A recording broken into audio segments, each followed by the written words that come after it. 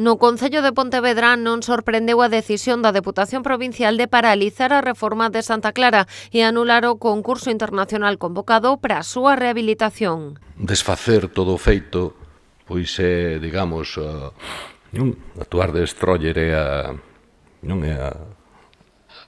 liña de actuación do señor Domínguez. Para César Mosquera, anterior vicepresidente e responsable do museo, a intención do Partido Popular é xestionar directamente a entidade. Convertir o museo nunha dependencia xestionada directamente polo PP. E agora, pois, non quere encaixa ninguna dirección con peso, o sea, con un proxecto para controlalo. Está clarísimo, está exercendo, dixen outro día no pleno,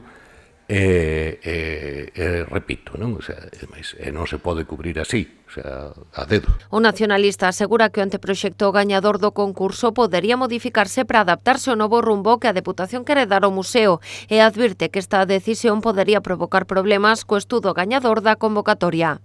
É unha disculpa para dar a dedo o proxecto de Santa Clara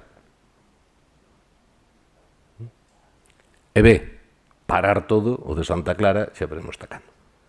Non deixe de ser unha disculpa. Mosquera recordou que por obriga legal o museo ten que acoller os restos arqueolóxicos de toda a provincia. Por iso, acondicionalo para este obxectivo debería ser unha prioridade.